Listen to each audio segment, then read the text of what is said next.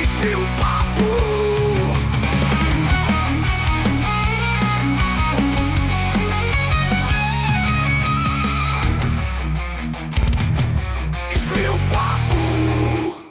E aí, galera do Espia o Papo! Hoje eu tenho uma presença aqui muito especial. Eu não posso sair da linha porque o homem é militar e é alta patente, viu? Então é o seguinte, eu vou falar o currículo dele e vou apresentar ele aqui. Ele tem 45 anos de carreira no Exército Brasileiro, construiu uma trajetória marcada por liderança estratégica, comando operacional e gestão de grandes estruturas públicas. Graduado em processamento de dados e pós-graduado em engenharia de sistemas, possui formação técnica aliada... Opa, me perdi aqui um pouquinho, gente, mas calma aí. Aliada à experiência prática na condução de equipes e operações complexas em diferentes regiões do país. Ao longo de sua carreira militar, exerceu funções de alto comando do Exército.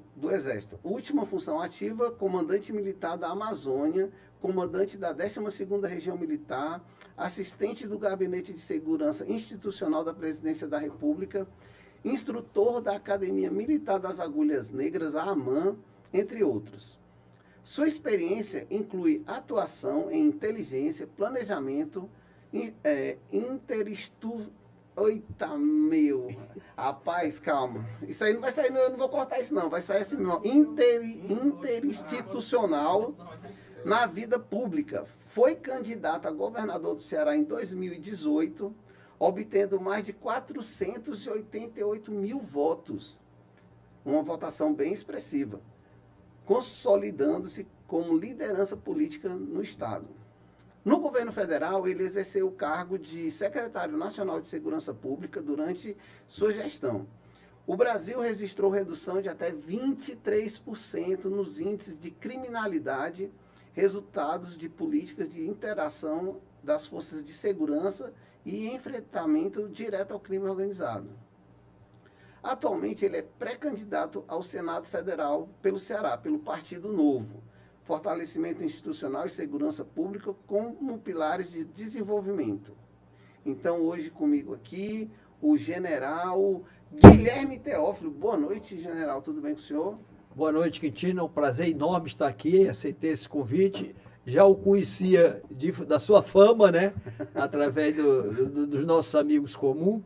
E esse teu podcast, Espia o Papo, tem tudo a ver com esse bate-papo que nós vamos ter hoje à noite, porque é uma coisa descontraída, com o intuito da gente esclarecer um pouco mais o público do Ceará sobre quem é o general Guilherme Teófilo, para desmistificar aquela figura do general, 4 estrelas, carrancudo, do prende-arrebenta, do mata, tá? A gente vai mostrar o outro lado, que é o lado simpático, o lado alegre, e o lado de quem quer servir ao Estado do Ceará.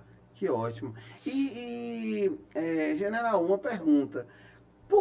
Qual foi o que lhe levou a entrar na política? Me responda. Perfeito, Quintino. Essa pergunta é excelente, porque quando eu me aposentei, como você falou, foram 45 anos dedicados ao Exército Brasileiro, exclusivamente ao Exército Brasileiro.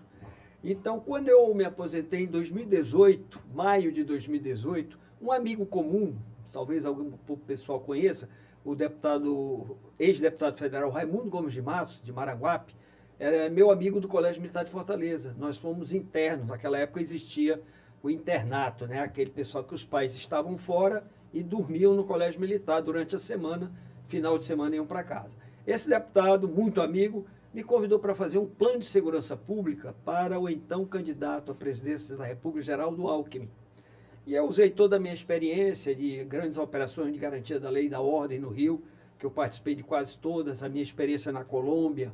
Eu fiz um curso de combate na Colômbia durante 6 meses, na época que a Colômbia tinha 4 movimentos guerrilheiros, né? FARC, M19, EPL, ELN. Depois fui para o Haiti, fui para Angola, fui para Nicarágua, passei um ano. Então, tudo isso são movimentos de guerrilha em que eu peguei uma experiência muito grande. E fiz o plano e ele mostrou, então, o senador Tasso Gereissati. O senador Tasso, poxa, mas general tem um conhecimento muito bom, vamos ver se ele não quer ser o nosso candidato ao governo do Estado. Aí, como todo desafio me motiva muito, eu nunca tinha sido político de jeito, não sabia nem o que era política, e eu não sabia que o PSDB era um partido de esquerda, né? Depois é que eu fui saber, esse amigo, não, o PSDB é centro-esquerda, você vai para lá. Aí eu aceitei o convite, sem experiência política, o senador Tasso, tudo que ele me prometeu, ele realizou, andei esse estado todo, mas o tempo, eu praticamente cheguei aqui em agosto, julho, agosto, setembro, 3 meses. Em outubro teve as eleições.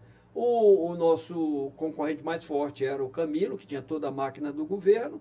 Lógico que ele ganhou disparado, mas os outros 3 candidatos, nós éramos em 5, ficaram atrás de mim. Então eu acho que eu tenho esse handicap. Não, pois é, eu vi agora a votação do senhor foi bastante expressiva, né? Uhum. Agora, o senhor falou uma coisa e eu vou pegar um gancho no que o senhor acabou de falar. O senhor falou que quando militar não se interessa, não é que não se interessava por política, mas não sabia nem o que era política, né? Uhum. Mas, assim, tinha um lado do senhor militar e tinha um lado do senhor civil, né? E na época, um pouquinho antes de o senhor receber esse convite, como civil, como é que o senhor via a política, assim, no Brasil? Olha, é uma preocupação constante, porque a partir do momento que você ascende ao posto de general, você se torna um pouco político. Porque, por exemplo, eu comandei Cuiabá, foi a minha primeira missão como general de brigada. E lá você lida muito com o governador do estado, porque eu era a maior autoridade militar. E lá na época era o Blairo Maggi. Então eu me tornei muito amigo, nós fizemos as paradas cívico-militares de 7 de setembro, era um grande empresário, né, da área aí da agricultura, e eu comecei a ver bons políticos e maus políticos. Eu considero aquele um empresário, e todo político que vem do empresariado, ele tem uma experiência muito grande de gestão. Sim. Diferente daqueles políticos profissionais, sim, que se eternizam na política, não tem outra profissão. Eles são quase políticos, um cargo hereditário para eles. Exatamente. Né? Então você vê uma gestão de um Blairo Maggi, você vê uma gestão de um senador Tasso Gereissati, que são empresários de sucesso, é totalmente diferente. Romeu Zema agora. E o Tasso, quando assumiu o governo do estado, ele elevou o Ceará para outro patamar. Outro patamar, vamos dizer, as indústrias foram para o interior, né? Abriu o empresariado foi para Sobral, Juazeiro, Iguatu. Então foi realmente uma interiorização da economia do estado. Então eu vejo que isso é muito importante. E depois eu fui me promovendo e vamos dizer, meu ápice foi na Amazônia. Porque na Amazônia, eu escolhi ir para a Amazônia. Eu escolhi porque era um desafio muito forte para mim. E eu queria ajudar, já tinha ido várias vezes à Amazônia, feito vários cursos na Amazônia, e via que aquela falta de apoio do governo. Então eu fiquei muito amigo lá dos governadores também, do pessoal senador, todo aquele pessoal, Eduardo Braga, né, o governador José Melo, e nós apoiamos muito, porque lá o Exército, principalmente nas fronteiras, é a única presença do Estado brasileiro. Você não tem mais nada. Então nós fizemos os projetos de Amazônia Conectada, que era levar os cabos de fibra ótica, foram 5.800 quilômetros de cabo de fibra, sem derrubar uma árvore. Tudo os Institutos Militares de Engenharia pesquisando como é que aqueles cabos iam ser distribuídos ao longo dos leitos do rio. Aí nós só levamos o teleensino, que não existia, a telemedicina, para aqueles locais bem afastados. A custo zero. Descobri várias falcatruas de governos passados.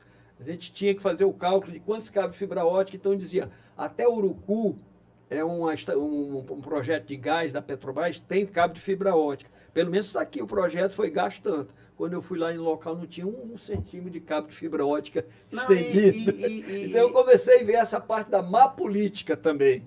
Então isso me incentivou muito. Não, general, e a gente tem que dar a mão à palmatória, né? Por exemplo, tem um trecho de estrada que sai daqui do Ceará até a Paraíba, até João Pessoa, que foi feito pelo Exército. Cara, pode cair um tornado ou tsunami, o vulcão não quebra. Por quê? Porque foi bem feito. Perfeito. Foi um dinheiro bem aplicado, foi um dinheiro... Porque assim, o Exército ele conta com muitos engenheiros lá dentro, então é um pessoal altamente qualificado, né, para fazer essas obras. Então a gente tem que dar uma palmatória, que é uma coisa muito boa, e quem fez? O Exército Brasileiro. Nós temos, lá na Amazônia, tem um grupamento de engenharia de construção. O grupamento são vários batalhões de engenharia de construção. como você bem colocou aí, Quintino, os engenheiros que vão para lá são engenheiros do Instituto Militar de Engenharia, que é ali pau a pau com o ITA, né? Sim, Então, sim. são os 2 melhores institutos de engenharia. Então, são pessoas altamente qualificadas e a verba é colocada exatamente para esta conta, fiscalização, diferente de outros cantos que a gente vê. O cara faz assim, joga um asfaltozinho. Nós vimos agora recentemente aqui no Porto das Dunas. Asfalto Sorrisal, Você né? viu aquele buraco lá Sim, que abriu. Em Aquiraz. Em Aquiraz, que morreu um motociclista, um carro caiu também, porque a gente viu que o bueiro estava mal construído. A junção ali não podia ser aquela junção de concreto, a água, com o passar do tempo, foi se infiltrando e o bueiro se desconectou um do outro, e aí caiu todo aquele foi uma tragédia. E general, no Senado, o senhor ganhando essas eleições para o Senado, o senhor vai ficar 8 anos, né? Aí, nesses 8 anos, o que é que o senhor pretende fazer no Senado para dar uma, digamos assim, para trazer coisas boas aqui para o Ceará? O que é que o senhor tem em mente? Olha, nós estamos trabalhando incansavelmente, que eu queria citar aqui a nossa pré-candidata a deputado federal pelo Novo, a nossa advogada Carolina Siebra, porque ela me ajuda desde a época que eu fui da Senasp, e nós temos feito uma parceria muito boa. E ela é candidata agora? É pré-candidata a deputada federal. Hoje ela está em Brasília porque ela tem compromisso. Nossa próxima convidada para o Spill Papo. Pronto, já está garantido, viu? Então, já está garantido que ela vem. E são 8 anos, tem muito trabalho. Primeiro, substituiu o senador Luiz Eduardo Girão, que foi um senador disparado, o melhor senador do Brasil. As pautas que ele defende, ele sempre foi um militante pelos direitos humanos, direito à vida, direito contra o aborto, contra as drogas, contra os jogos de azar. Então, isso é uma responsabilidade que eu tenho de continuar esse legado que ele vai deixando, de nunca ter faltado a uma sessão, de ser um elemento que sempre economizou o dinheiro público, distribuiu verba para os 184 municípios, emendas que foram aqui no Ceará, todos eles receberam, a maioria para a área da saúde. Eu, como tenho mais uma especialidade de segurança, pretendo incentivar muito os municípios a investirem nas suas guardas civis municipais, porque nós precisamos de reforçar a segurança pública. Eu tenho um projeto, quando eu fui secretário nacional, que é usar a segurança privada fora dos limites intramuros, porque a lei exige que você fique intramuros. Vou dar um pequeno exemplo aqui, Quintino, para você ver. O Rock in Rio, aquele evento gigantesco, né? Gigantesco. Você vê, dentro, a segurança privada, você mantém tudo ali no controle. Fora, a Polícia Militar do Rio de Janeiro gasta quase todo o seu efetivo, porque passou dali a bagunça come, droga, assalto, tudo. Então, se você aumentar um pouquinho o raio de ação sem dar o poder de polícia à segurança privada, você economiza os recursos humanos da Polícia Militar e dá, porque qualquer problema ali, a segurança privada serve de alerta. Ela liga para um batalhão mais próximo do batalhão. Então, ela mantém aquele sensação de segurança para todo mundo. No entorno do Maracanã, aqui no entorno do Castelão. Então, você pode conjugar segurança privada e segurança pública. Isso é importante que o público saiba. Eles agirem integrados.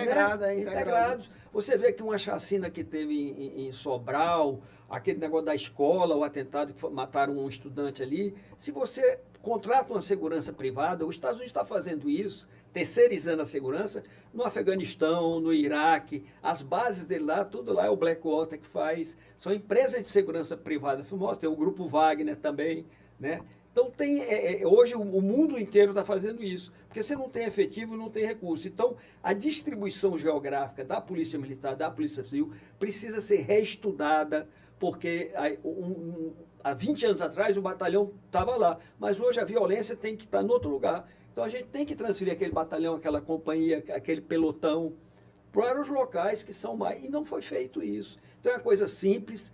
É só o governador do estado, que é o comandante, trabalhar. Então, em conjunto com um senador eleito, que tem 8 anos para trabalhar em cima disso, além da educação, da saúde, né? Tudo em conjunto. Mas a minha prioridade vai ser voltar àquela instabilidade, aquela sensação de segurança que os cearenses tinham de botar a cadeira na calçada e ficar tomando a brisa fresca do Aracati. Eu sou de 69, então vou fazer 57 anos. Eu peguei os anos 80, eu digo que foi anos dourados, assim, porque a gente saía na rua de madrugada e não aparecia ninguém nem para dizer que a gente era feio. Aí, então assim, é realmente porque eu acho que Fortaleza, ela tinha essa tradição de ser uma cidade calma, uma cidade pacata, Perfeitamente. né? E hoje a gente perdeu um pouco isso, né? E agora eu lhe faço a seguinte pergunta, digamos, fazendo uma comparação, é, do que a gente vê de segurança hoje, comparando países, eu sei que tem enormes diferenças, mas o que é que de bom o senhor traria de lá para cá? A segurança hoje na China. Hum. É um país que é comunista, tudo, a gente sabe e tal, mas é um país extremamente seguro, assim, são câmeras, e mais câmeras e mais câmeras, né? O que é que o senhor copiaria desse modelo para o Ceará para melhorar a nossa segurança? Olha, eu acho que a China é difícil da gente falar, porque a cultura do povo chinês é totalmente diferente da nossa. É uma cultura totalmente.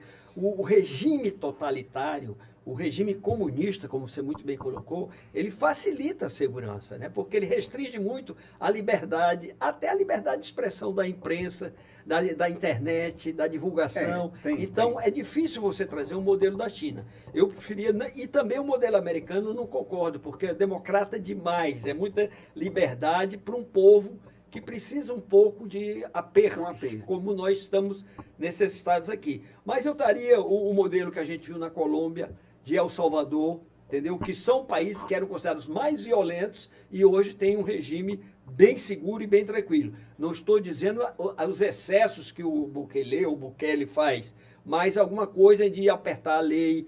Quando eu trabalhei com o ministro Sérgio Moro, ele tinha uma PL anticrime, que ela ia dizer, ele diria, o crime é para mostrar, o projeto de lei é para mostrar que o crime não compensa. Então você cometeu um crime, mas você sabe que você vai entrar numa delação premiada, você vai ter a progressão da pena, você vai ter a saidinha, você vai uma série de, até uma visita íntima, que em determinados momentos não pode. Aquele cara tem que ver que ele cometeu um crime e tem que sofrer, né? Eu sou a favor da prisão perpétua. Você, depois de julgar, nós tivemos agora um caso emblemático que foi lá em El Salvador. Um menor de idade foi condenado à prisão perpétua. Se você conversar com os agentes socioeducativos, eles não podem usar arma aqui no Brasil.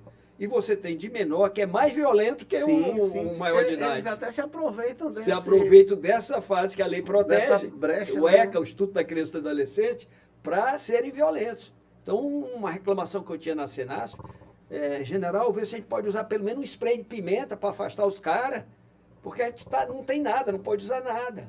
E às vezes entra uma arma branca, uma faca, um cuchillo, alguma coisa assim, que dificulta muito a atuação desses agentes de segurança, que são as pessoas que correm risco. E o senhor, como senador, o senhor pode ver essas leis, né? Com Porque certeza. Tem muita lei que, digamos assim, dá essas brechas, né, para esses casos acontecerem, né? Já tem os projetos de lei pronto lá, é só botar em votação, é só a gente começar a desencavar muita coisa que sentaram em cima e que as coisas ficaram ali, ou alguns outros interesses escusos. Hoje, uma coisa que me preocupa muito, Quintino, é a ligação dos políticos com o crime organizado. É bem complicado. Aqui no Ceará nós temos exemplos, prefeitos que foram destituídos porque foi comprovadamente a atuação do crime organizado. Se elegeram com dinheiro do crime. Não sou eu que digo. O Ministério Público do Estado do Ceará diz que 23 prefeituras tiveram envolvimento na eleição dos prefeitos com crime organizado. Então é uma coisa que choca a gente. A gente não pode deixar isso. E o senhor vê assim uma luz no fim do túnel para, tipo, amenizar essa corrupção que corrompe o Estado, se infiltrando dessa maneira no poder público, né? O senhor vê alguma luz no túnel para amenizar essa situação? Primeira coisa, não precisa criar lei nenhuma. As leis já existem. Precisa fazer com que elas sejam cumpridas, né? Não pode o STF, como nós estamos vendo atualmente, rasgar a Constituição e agir ao bel prazer dos 11 ministros. Então, um dos compromissos que eu tenho do Partido Novo é que, se eleito senador, eu vou brigar pelo impeachment de alguns ministros pelo STF. Isso aí é um compromisso que a gente faz dentro do nosso partido, que os senadores eleitos vão brigar pelo impeachment. Porque, general, eu penso assim, por exemplo, cada caso um caso, mas um menino de 15 anos, ele dirige, ele engravida uma pessoa, uma menina, ele... Com 16 já pode votar. 16 pode votar, enfim, ele faz tudo que um adulto faz. Mas na hora que ele faz uma coisa errada, não pode penalizar. Quer dizer, é um negócio... O mundo hoje é meio esquisito em relação a isso, porque na minha época, quando eu era garoto, a minha mãe, ela levantava a havaiana, pronto, já... Sim, senhora. Sim, senhora. Que ela tinha uma mira laser. As mães da gente tinham mira Não errava laser, aquela sandália havaiana. De jeito nenhum. E aquilo ali, pra gente, já era um negocinho. Mas, enfim, agora deixa eu lhe perguntar aqui, ó. Aqui no Ceará, já existe uma integração das forças policiais, assim, civil e militar, já existe essa integração, né? De monitoramento, já, ou ainda não... existe isso já aqui no Ceará? Essa integração é o que eu sempre me bati lá na Senasp, mas é difícil. Existe um ciúme, eu vou usar esse termo, porque quem tem informação tem poder. Quem faz a investigação é a polícia judiciária, que é a polícia civil. Quem vai para o combate é a polícia militar, que vai fazer o flagrante, vai trazer para a polícia civil. Então, existem umas coisas, por exemplo, o termo circunstanciado de ocorrência, é o TCO. É uma coisa simples.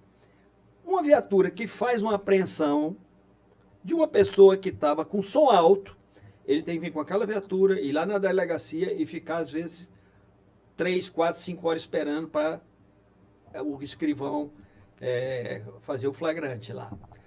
Esse termo circunstanciado, para esses pequenos delitos, briga de marido e mulher, som alto, embriaguez, o próprio policial militar preenche pela internet e manda para a delegacia. Agora, casos mais graves, homicídio e tal, não, aí tem que ser alguém especializado, o escrivão com o delegado de polícia civil.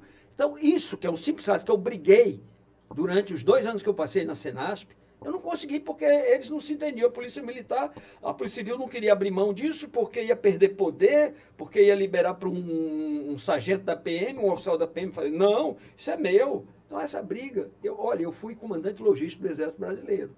Então, toda a parte de fiscalização de produtos controlados, armamentos, CAC, colecionador, atirador e caçador, era comigo. Eu dizia, pessoal, nós não temos condições de fazer isso.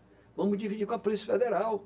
Porque a gente tinha que fiscalizar até aqueles airsoft que vendia na Feira do Paraguai lá, com a ponta laranja, a ponta vermelha. E aí a coisa ia acontecendo e a gente não dava conta. Isso, não, isso é do Exército. Mas nós não estamos dando conta do recado, gente. Para que ficar com isso? Não, e hoje... Vamos repartir com quem tem condição. Pois não, eu digo, e hoje, diante de tanta tecnologia, para fazer a integração via internet, tudo é muito mais fácil. Muito mais fácil, muito mais fácil.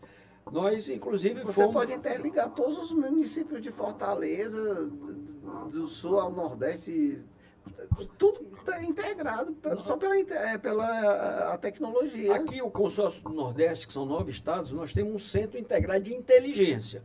É o pessoal que trabalha descaracterizado, com a história de cobertura, que se infiltra dentro, uma função perigosíssima. Então, funciona aqui, perto do Iguatemi, esse centro fomos nós que criamos. Em cada região do Brasil existe esse centro integrado, que aí entra a Polícia Militar, a Polícia Civil, mas eles são descaracterizados. São pessoas barbadas, descaracterizadas, às vezes passam por gari, passam por isso. Temos na Amazônia, que reúne o consórcio do Norte, nos estados do Norte. Isso funciona, essa integração funciona muito bem. Mas no dia a dia, essas torres que foram criadas aqui em Fortaleza, torres de segurança, que acho que foi com o Moroni Torga ou algum outro desses aí, é para ter um representante de cada, da Guarda Civil Municipal, da Polícia Militar, mas na realidade não tem. Às vezes está até desocupada. Nós temos uma lá no final da Praia do Futuro, nós temos lá no Marco Zero. Tem na Aerolândia. Tem na Aerolândia, né? Isso era uma ideia muito boa. Uma ideia muito boa que era para integrar. E até inibe, né? Inibe, você está com aquele ali no entorno, mas hoje os caras fazem pichar, o Comando Vermelho vai lá e picha. Né? Eu me lembrei, porque eu sempre vou voltar um pouquinho, na parte do menor de idade. Eu tive uma conversa hoje de manhã com uma pessoa que trabalhou 30 anos na inteligência na ABIN, aqui, ele dizendo que as facções, o PCC virou uma empresa, tem ramificações no exterior, e eles têm um cuidado. Tem CNPJ. Tem né? CNPJ, tem tudo. Os postos de gasolina estão tudo aí para lavar dinheiro. Mas o Comando Vermelho, ele dá preferência a batizar, como eles chamam, a recrutar, os de menores. Porque essas pessoas têm a proteção do Estatuto da Criança e do Adolescente. Então, aqui em Fortaleza, o que tem de menor recrutado pelo Comando Vermelho é enorme. É uma coisa absurda. Eles já pegam a criança com 12, 13 anos, ele vai ser o fogueteiro, vai ser a mula, vai ser não sei o quê, né? Aí fica a guerra de territorial. Agora, general, deixa eu lhe perguntar, me corrija se eu estiver errado. Tudo isso que o senhor falou é muito importante, mas eu fico pensando assim, na questão da educação, vinda desde a base, assim, da criança mesmo, de 5, 4, 5 anos, né, que entra no colégio. Porque eu penso que quando existe uma educação muito boa, gratuita, que esteja envolvido também com esportes, né, futebol, vôlei, enfim, eu acho que essa violência que nós vivemos hoje, ela ia diminuir muito se também houvesse um investimento muito pesado na educação, porque assim, quando há qualquer problema financeiro no país, o primeiro corte é na educação. Aí como é que o senhor vê isso? Eu concordo contigo em gênero, número e grau, porque eu sou aluno de uma escola pública, que é o Colégio Militar de Fortaleza, a minha vida toda estudei nessa escola pública e devo tudo que eu sou a essa formação, que no meu época era semi-internato, hoje chama escola em tempo integral, né? Uhum. Então o governo quis imitar.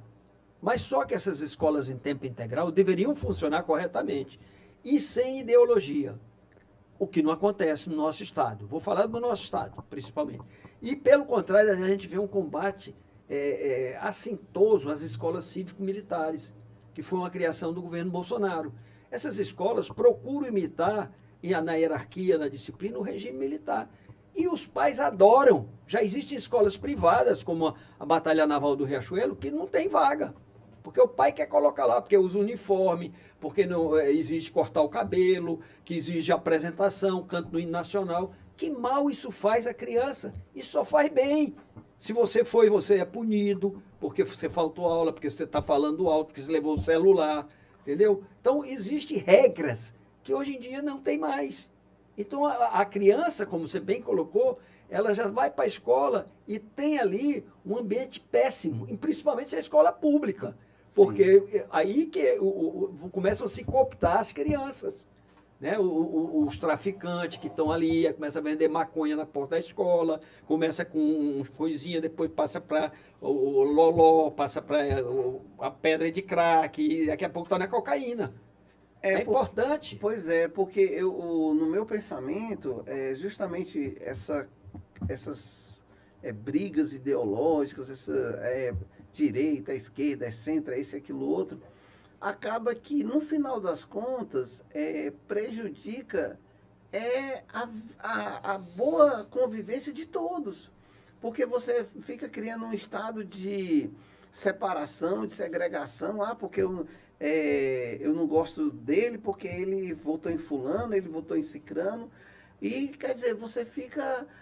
se você voltar no passado, há 30 anos atrás, não existia esse racha essa polarização, né? E a vida era mais fácil, não tinha essa violência toda, né? Então, assim, é bem complicado hoje em dia você querer... Tipo assim, o senhor cita assim, tem que ter regra e tem que ter norma. Tem que ter mesmo. Por quê? Porque uma pessoa que nasce sem regra nenhuma, ela não vai respeitar o pai, não vai respeitar a mãe, não vai respeitar o avô, o tio. Isso lá, se ele tiver essa... Como é que eu digo assim, essa noção de família, né? Porque hoje até a noção de família está perdida. Então, assim, é bem complicado. Mas, continuando aqui, deixa eu lhe perguntar, hoje, para o Senado, nessas eleições agora, já são quantos concorrentes que o senhor tem? Olha, ainda não está definido, porque só vai realmente definir depois das convenções, né? E aí a gente tem essas convenções aí no final de julho, agosto, né? Então, é preciso... Hoje tem os nomes possíveis, né? O que eu queria me dirigir a você, eleitor cearense, é que tem gente que são os mesmos, travestidos de novas ideias, que não tem novas ideias. Não, e esse pessoal já está tão batido. Tão que batido. Então, quando eu vejo algumas pesquisas, que eu vejo pessoas nitidamente envolvidas em corrupção, vários dos meus concorrentes são nitidamente envolvidos em corrupção. Pelo menos 3. Eu vou evitar citar, mas pelo menos 3 que são pré-candidatos ao Senado Federal. Eu não acredito que o eleitor cearense vá novamente votar, vai errar de novo. Ah, não, mas eu estou pressionado, como você colocou, pelo crime. Em 2018, o meu slogan era Bota Moral General. E tinha determinados bairros que não podia entrar com o meu adesivo no carro. Apaguem para isso, gente. Vocês só vão melhorar se elegerem pessoas de confiança, pessoas que não são políticos profissionais, pessoas que estão aqui porque querem servir ao povo e não ser servido pelo povo. Porque eu já tenho profissão, já sou aposentado, eu podia estar em casa cuidando dos netos. Fazendo churrasco. Mas o senador Eduardo Girão me chamou. Quando ele me chamou, eu lembrei que eu tenho um filho, que eu tenho neto. Então, o que eu puder fazer enquanto tiver saúde é melhorar o nosso estado e o nosso país. Quer dizer, lutando por leis mais rígidas, por cumprimento das leis, né? Que você, eleitor cearense, veja isso agora. Não cometa os mesmos erros. O senhor está saindo pelo Partido Novo, né? Novo. E como o senhor falou em convenção, por exemplo, agora o senhor já tem um número ou ainda não tem número? Não, até agora nós não temos então números. Esse número só sai depois da convenção. Só depois da convenção, definidos, né? Uhum. E a gente hoje não pode pedir voto, a gente tem uma série de restrições. Nós somos pré-candidatos, não somos candidatos ainda. E os outros partidos, eu acho que o único partido que está definido um senador é o Novo. E um governador é o Novo. Porque então, é o Girão e eu. E aí o senhor falou que a convenção é agora em julho. Então, não, eu digo então a partir de julho é que começa a corrida para valer, né? Não, a campanha mesmo liberada. Né? É só em agosto. É só em agosto. Né? São 45 dias, 45 né? Dias. 45 dias. É. Gente, aqui no Espio Papo, nós temos aqui uma plateia. Vou perguntar o nome de cada um. É o Márcio Lopes. Márcio Lopes aqui com a gente, fazendo companhia aqui a gente. A Jennifer, nome americano. E o Lucas Gomes, que é da Obra Lumen. Então, assim, e temos aqui um neto também, mais conhecido como Lombardi. Inclusive, depois eu queria fazer uma pergunta Neto, ao general. Faça uma pergunta aqui ao general. Faça uma pergunta aí. Boa noite, general. Boa noite, Neto. Já que você Queria fazer uma pergunta, general, a respeito do sistema carcerário desse país. Se já funcionou alguma vez, se funciona e quando vai funcionar e quanto o governo gasta com esse sistema. Isso já teve lá dentro, como é que isso... Porque até hoje realmente é uma coisa que é incrível, ninguém vê funcionar, né? E qual a função realmente definitiva? Pronto. Olha, Neto, que pergunta maravilhosa, viu? Você vai me dar a oportunidade de falar um pouco, porque eu, quando estava no Exército, eu criei uma operação de limpeza dos presídios. Então, nós íamos inopinadamente, sem marcar, só avisava o secretário de Segurança.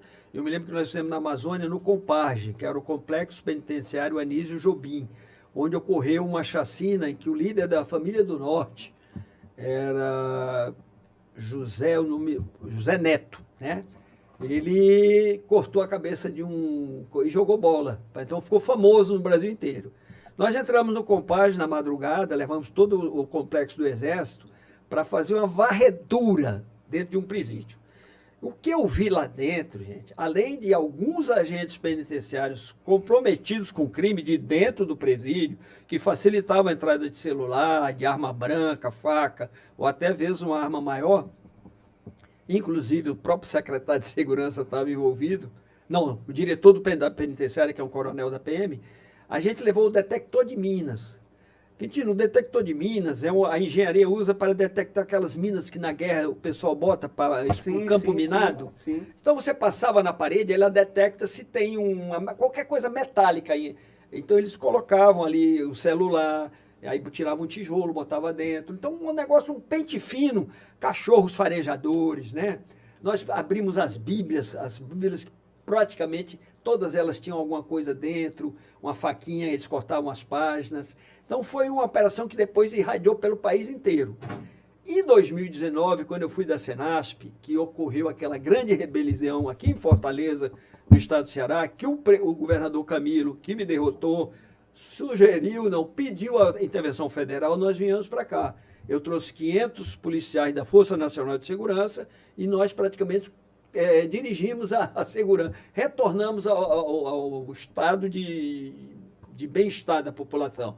E os presídios aqui em Fortaleza, Neto, o banho de sol parecia mais a Bolsa de Valores do estado de São Paulo, da quantidade de celular que tinha, com os presidiários ligando, comandando o crime de dentro dos presidiários, aqui de Itaitinga. Tem vídeo sobre isso, né? O candidato, ele criou a Noite do Amor. As mulheres entravam no presídio na sexta-feira e saíam no domingo à noite, segunda.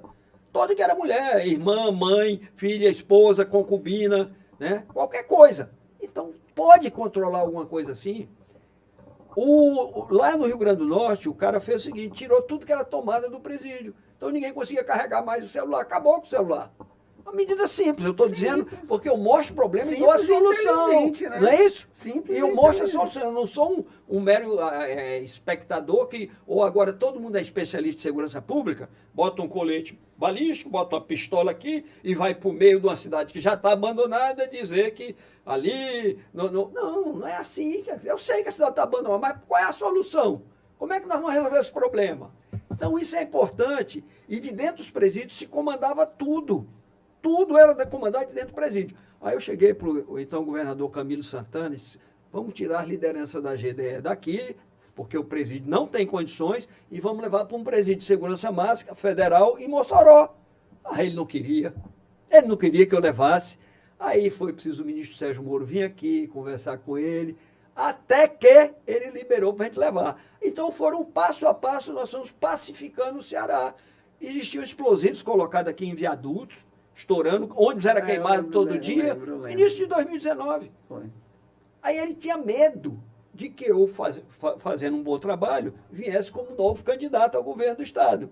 Que ele criou uma barreira tão grande... Ele estava mais preocupado com a eleição do que com a segurança. Nós criamos um projeto em Frente Brasil, 5 municípios, um em cada região, os mais violentos, que era Maracanaú, que ia ter 10 ministérios colocando dinheiro para a gente fazer um piloto, ver se a educação, junto com a infraestrutura, junto com a saúde, junto com a segurança pública, melhorava a situação de segurança. Ele não deixou vir para cá.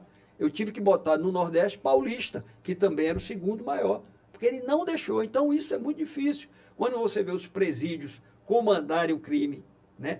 E o Estado dando café, almoço e janta, auxílio reclusão, auxílio isso, auxílio aquilo, e o trabalhador que acorda às 4 horas da madrugada não tem tudo isso que um presidiário tinha. Então, é difícil. Os presídios têm que ser um capítulo à parte. Essa cena, o seu retrato foi em 2019. Nós estamos em 2026. De lá para cá, o senhor vê que melhorou, piorou? Como é que o senhor vê como está hoje? Olha, o senador costuma dizer, o general avisou, e eu avisei mesmo. O Ceará tende a ser um narco-estado. Hoje o Ceará já é um narco-estado. É um estado dominado pelo narcotráfico. Se o narcotráfico disse a torcida do Fortaleza e a torcida do Ceará que estão brigando se ele que bota moral, diz, não, vocês agora não vão mais brigar. Aí não briga. Se vocês têm um local, um bairro que você não entra, você tem um porto do PCM que serve para exportar a droga toda. Né? Hoje morreu até o Hernani Viana, né, que é o dono daquele parque Hernani Viana. Aquela imensidão de terra que ele tem ali em Caucaia, tem cheio de pista de pouso clandestino, onde pousam aviões de pequeno porte que vêm dos 2 maiores produtores, Colômbia e Peru, através da Rota Solimões, chega a droga aqui e daqui exporta. Isso eles copiaram para você ver como o narcotráfico está bem organizado.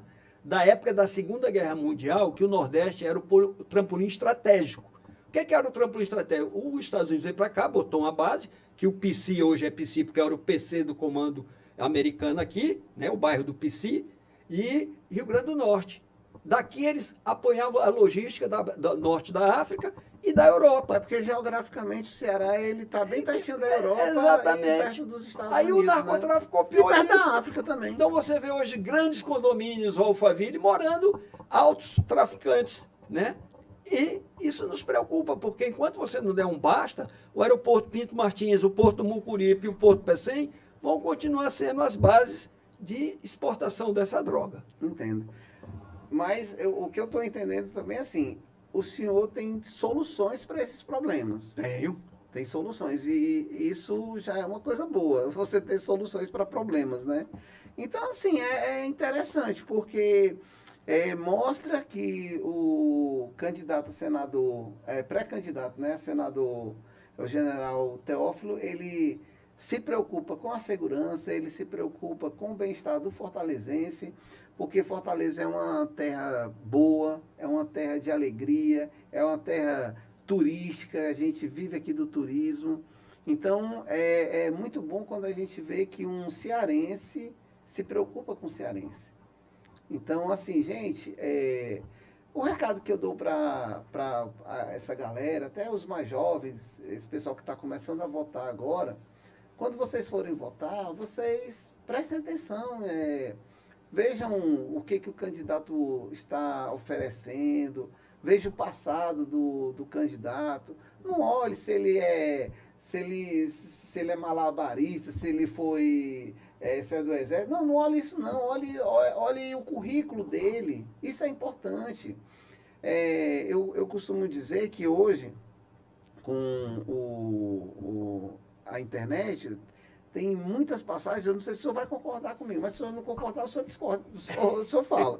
Que assim... Essa é a democracia. Essa é a democracia, que, por exemplo, na época das eleições se eu não me engano, foi a primeira eleição com Lula e com Collor, que o Enéas era candidato, e o Enéas ele foi taxado como louco, a imprensa brincou com ele e tal, e depois, com o passar do tempo, ele morreu e se disse que era um grande brasileiro que queria só o bem do país. Tanto é que hoje a gente enfrenta um problema, né? Por exemplo, com essa guerra aí no Oriente Médio, o Irã fechou ali o Estreito de Hormuz, a gasolina já está quase R$8. Naquela época o Enéas já falava, ele disse assim, a gente tem que ter uma bomba atômica aqui. Para quê? Não é para soltar em país, não, é para dizer assim, aqui tem lei, aqui tem... E naquela época ele era taxado de louco, mas ele já tinha uma visão lá na frente. Eu não quero bomba atômica aqui, não é para destruir o país, não. É só para a gente assegurar que, não mexam com a gente, não. Como os Estados Unidos. Por que ninguém mexe com os Estados Unidos? Porque ele é entupido de arma atômica. Vai brincar com ele, com o Putin, com o o chinês lá, ninguém brinca. Então, assim, e hoje, general, por exemplo, como é que o senhor vê a situação das Forças Armadas hoje no Brasil?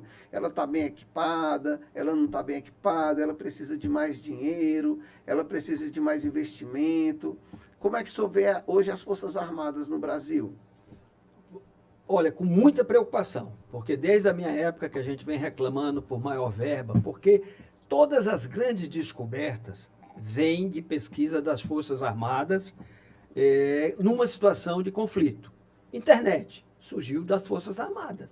Não existia internet. Era a ARPANET, daí começaram a pesquisar e foi se desenvolvendo. Chips, né? Circuitos integrados, tudo isso são pesquisas que vêm das Forças Armadas. Nós temos um campo tecnológico muito grande nas Forças Armadas. Temos engenheiros capacitados. Você falou na energia nuclear. Né? Tudo isso foi desenvolvido em Aramá, onde a Marinha tem o seu campo de pesquisas de energia nuclear, tanto para fins medicinais quanto para fins atômicos. Nós já estávamos muito bem desenvolvidos com um túnel de teste em Cachimbo, no Pará, quando o Collor mandou quebrar tudo, desfazer tudo, e aí nós voltamos para a estaca zero. Mas nós continuamos pesquisando submarino nuclear. Então nós estamos bem avançados, só que de vez em quando vem um corte. E esse corte, como você já colocou muito bem, Quintino, normalmente vem na área da educação, na área da pesquisa. Qualquer invento aqui, qualquer coisa nova, demora 10 anos para patentear. Então você vai ver o cupuaçu patenteado no Japão, você vai ver frutas tropicais todas. Rapadura, Até rapadura. Patenteada na Alemanha. Pronto, já matou tudo. Nós tivemos agora um almoço muito proveitoso com o Instituto do Caju do Brasil. Acho que foi ontem ou anteontem, né? Rapaz, 2 empresários dizendo que para o Ceará, do caju, o caju é a carnaúba. Você dá castanha, ele me disse, é o líquido da castanha do caju, produz uma coisa que serve para tela, LEDs, para foguetes. Eu não sabia nada disso. Então, o do caju, a castanha, você serve para fazer leite. Não, o pessoal diz que da castanha você extrai tudo, ela não se perde nada. Não se perde nada. E do bagaço você faz almôndega, você faz sanduíche, você faz pizza. Natural. Natural, tudo natural. Então, hoje, e cadê a festa do caju? Cadê a divulgação da cajucultura? Nós, o Estado de Ceará, é o maior produtor. Agora, o Brasil era o maior produtor, mas hoje já não é mais, é a África. E quem mais usa é o Vietnã, porque o Vietnã criou as usinas de industrialização da castanha. Quis vir para cá vender a fábrica para cá e o governo não deixou. Então, nós teríamos que pegar aqui, igual o café, essas coisinhas de café que faz, é a Alemanha que faz. Nós mandamos café, somos o maior produtor de café, mas quem ganha dinheiro industrializando aqueles coisinhas de café que você bota na máquina é a Alemanha. Porque a pesquisa aqui não vai para frente. Você não consegue desenvolver. Parece que hoje eu vim falando de terras raras. Terra rara, gente, a China é onde tem maior terra. Mas aqui na Amazônia nós temos nióbio, que aflora na cabeça do cachorro, em São Gabriel da Cachoeira. Mas você não pode tirar um pé de grama lá, porque o meio ambiente vai dizer que nós estamos destruindo. Aí vem uma empresa do Peru, do Canadá, e vai tirando por baixo dos panos, contrabandeando, e a coisa vai indo embora. Igual fizeram com a borracha. Nós éramos o maior produtor de borracha. Aí veio o cara, roubou um pouquinho, foi plantando lá, tal, na Malásia. Hoje a Malásia superou o Brasil e nós perdemos toda aquela riqueza. É complicado. Como é que o senhor vê essa questão do desinteresse da política por muitos brasileiros? Seriam essas questões de você, tipo, passar ano e não ver a coisa mudando e corrupção, isso e aquilo. Como é que o senhor vê esse desânimo da população brasileira em relação ao político? Olha, isso é muito natural pela quantidade de corrupção. Cada dia que você abre um jornal de manhã, você tem um escândalo diferente, né? É Banco Master, INSS, foram os anões, foi o Petrolão, foi não sei o quê. A coisa vem num crescente, nunca para. E você vê esses políticos que querem o poder pelo poder. Diferente do Partido Novo. O Partido Novo, para você entrar no Partido Novo, você responde um questionário. Você é avaliado. O seu passado todo é pesquisado. Né? E aí você tem políticos decentes. Você vê um Van Hatten, você vê um Zema, um Dallagnol, agora o advogado Jeffrey Chikini. Né? Então essas pessoas que se estão notabilizando por serem corajosos, por terem um grande conhecimento, estão escolhendo o Partido Novo, que é um partido diferente. Senador Luiz Eduardo Girão. Então, o partido tem tudo para decolar. Eu acho que esse outubro agora vai ser um marco no número de eleitos para o Senado e para a Câmara de Deputados Federais do Partido Novo. Porque tem muita gente boa em São Paulo, no Rio, principalmente no sul do país. No Nordeste, como tem essa socialização, né? Isso aqui é um enclave comunista dentro do país. Esse consórcio nordestino, você vê a Bahia, o estado mais violento, é o que é? PT. Você vê Rio Grande do Norte, PT. Você vê Ceará, PT. Né? Piauí, Maranhão, é PT ou é PSD. Né? E aí a gente fica nessa briga de querer aproveitar, como você diz, a população que já sofre com Bolsa Família, com pé de meia, né? Que aí a corrupção come de esmola. Quais são os dois maiores fontes de renda dos 184 municípios do Ceará? É a Bolsa Família e a Prefeitura. Então, como é que eu vou votar contra o prefeito se eu tenho uma tia, eu tenho um primo que trabalha na Prefeitura e tal? Não, eu tenho que garantir o meu ganha-pão. Se não tiver isso, onde é que eu vou trabalhar? Todo mundo encostado não no existe empresa. assistencialismo, né? Nós temos uma reserva de urânio aqui em Itataia. É só explorar o urânio. Nós temos pedras, nós temos mármore. O agronegócio está crescendo muito.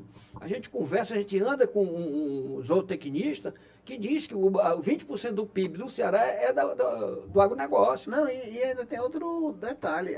O Ceará é a terra do sol, né? Quer dizer, a energia solar e os ventos. A gente também tem energia eólica, quer dizer... existe aquele dilema, o Sul quer se separar do Nordeste, que se separe porque a gente está muito bem servido aqui. Se acontecesse isso, né, a gente não ia passar fome, não. Muito bem servido, com toda certeza. Bom, Neto, já temos quanto tempo aí de entrevista, de bate-papo? 50, né? 50 minutos. Quando a conversa é boa, o tempo passa rápido. Mas, como a gente já está chegando aos finalmente aqui do bate-papo, eu quero perguntar aqui ao general o seguinte: general, as pessoas que vão assistir o nosso podcast aqui, o nosso bate-papo, elas vão, digamos assim, eu gostei muito dessa conversa, quero conhecer mais. Aí, como é que as pessoas lhe encontram nas redes sociais? Porque depois aqui, gente, eu vou colocar aqui no decorrer do nosso bate-papo as redes sociais do general, um WhatsApp, isso tudo se ele permitir, lógico. Mas para que haja uma interação entre o eleitor e o futuro. Então, como é que as pessoas lhe acham? Como é que funciona a sua rede social? Olha, eu sou do século passado, mas eu vou pedir meus auxiliares ali que Pronto. me ajudem. Estou me dando uma cola aqui. O senhor vai pedir ajuda aos universitários, Aos universitários. Eu tenho Instagram, tenho Facebook. Fala aí, Márcio, que eu não sei. General Teófilo, com TH e PH no Instagram. Vai aparecer aqui, gente, depois. Pronto, perfeito. E na bio do Instagram dele tem um link para um grupo de WhatsApp que a gente discute sobre os problemas do nosso estado e vai encontrando essas soluções. Olha aí que legal. Então, galera do Espio Papo, vocês não vão deixar de conversar com o general, não, porque ele está aí para tirar dúvida. Ele é general, mas é uma pessoa ultra super democrática. Então, assim, ele vai estar aberto a ouvir, né? Então, a oportunidade é essa, de vocês que querem algo diferente aqui no estado do Ceará. É como o nome do partido, é o novo, né? Então, vocês têm que ir atrás do general e ver o currículo dele. Se você botar lá, general Guilherme Teófilo, tem a biografia dele todinha no Wikipédia. Então, assim, é um currículo invejável. Mas, general, é o seguinte, o senhor vai olhar para essa câmera aqui e o senhor vai falar com o seu futuro eleitor, com o povo de Fortaleza. O senhor vai dar um recado aqui para os seus eleitores e para o povo de Fortaleza. Aí depois a bola passa para mim e eu me despeço. O senhor vai olhar aqui. Obrigado, Quintino. Eu queria agradecer mais uma vez a oportunidade aqui do Espio Papo, a sua presença aqui agradável, a condução desse debate muito bem feita, né? Dá a oportunidade de a gente apresentar projetos, que hoje é uma coisa mais difícil. As pessoas começam a criticar, a gente vê a oposição toda criticando, mas não vê ninguém apresentando a solução. Não adianta eu me jogar dentro de um poço d'água, porque o prefeito não soube fazer. E daí, qual é a solução? Ou eu ir cheio de arma para dentro de um local que a cidade está abandonada, qual é a solução, gente? Ou ficar fazendo dancinha. Não vou me expor o ridículo de fazer dancinha, porque não é do meu temperamento. Eu sou um cara sério, honesto. Eu quero dizer a você, eleitor, que não pretendo usar recurso nenhum que não seja para passar ao povo do Ceará, para resolver os problemas. Você que me ouve, que me acompanha nas mídias sociais, apresente soluções, apresente problemas. No meu bairro tem um problema de segurança, no meu bairro a UPA não funciona. É isso que eu quero saber para que a gente possa dirigir o nosso projeto, planejamento estratégico de governo, de Senado, para o povo do Ceará. Investir no nosso cearense, né? Não só da capital, do interior. A gente tem andado muito pelo interior, e a gente vê, vocês são eleitos e esquecem o interior. Não, eu não vou esquecer, eu quero vocês dentro do meu gabinete, aqui em Fortaleza e em Brasília. Eu tenho vários grupos já pelo interior do estado, são mais de 22 municípios que nós já abrimos grupos de WhatsApp, e eu quero abrir no 184 para que a gente tenha representação do cearense no Senado Federal. Vocês sejam a voz do Ceará junto com o senador para que a gente possa resolver o problema do Ceará. Muito obrigado, Tino. Tá. Passa a bola aqui. Agora, eu vou fazer uma pergunta difícil, uma última pergunta aqui para o general. É a pergunta mais difícil que eu vou fazer para ele. É Lion ou é vovô? Vovô. Ceará! Eu falei que era uma pergunta difícil. Gente, é o seguinte, eu me despeço aqui de todos vocês, mas sempre fazendo aquele pedido, né? Você se inscreve no canal, compartilha, dá like, faz um comentário, diz que está gostando, diz que não está gostando, que aqui também o canal é hiper, ultra, mega democrático. Eu quero a participação de todo mundo. E vocês ficam também mandando perguntas aqui que vocês queiram que eu faça para os futuros entrevistados. E vai ter muita novidade aqui. Então, gente, eu também estou me despedindo de vocês. E hoje comigo, General Guilherme Teófilo. Muito obrigado, General. Eu que agradeço. Fui!